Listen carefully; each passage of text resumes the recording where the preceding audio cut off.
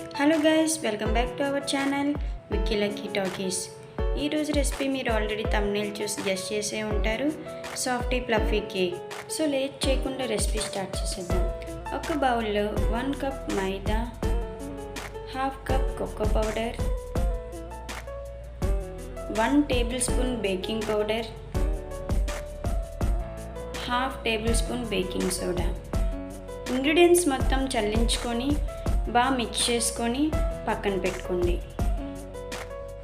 Next 50 grams Milkmaid, 25 grams butter ఇలా creamy texture వచ్చినంత వరకు మిక్స్ చేయండి. స్క్రీన్లో చూస్తున్నారు కదా ఫ్రెండ్స్, అలా మిక్స్ చేసి పెట్టుకునే ఇంగ్రీడియంట్స్ మొత్తం ఒకసారి కలపండి. దెన్ 1.5 కప్ కిన్లీ సోడా తీసుకొని స్లోగా మిక్స్ చేస్తూ బ్యాటర్ ఎయిర్ బబుల్స్ లేకుండా ప్రిపేర్ చేసుకోండి.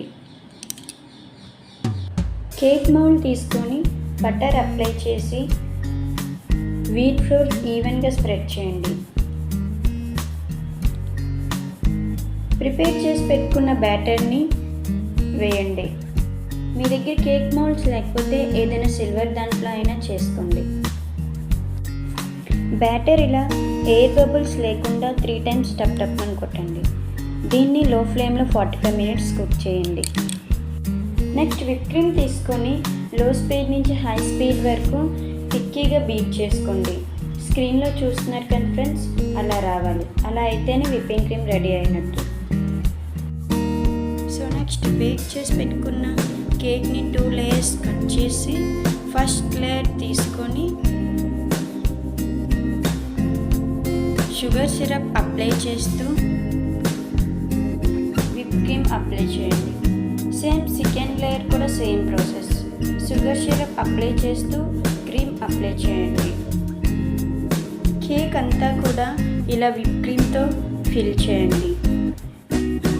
చూసారు కదా, ఇలా విప్ క్రీమ్తో ఫిల్ చేసుకున్నాం మొత్తం కేక్ అంతా. నెక్స్ట్ విప్ క్రీమ్లో కలర్ మిక్స్ చేసి దాన్ని పైపింగ్ బ్యాగ్లోకి తీసుకొని మీకు నచ్చిన డిజైన్ చేయండి. So cake ready friends. దీన్ని 30 మినిట్స్ ఫ్రిడ్జ్లో పెట్టి సర్వ్ చేసుకోండి. సో నా రెసిపీ మీకు నచ్చిందని అనుకుంటున్నాను ఫ్రెండ్స్. నచ్చినట్టయితే నా టిప్స్తో మీరు ట్రై చేసి ఎలా వచ్చిందో కమెంట్ సెక్షన్లో కమెంట్ చేయండి friends. Thanks for watching. For more videos subscribe my channel.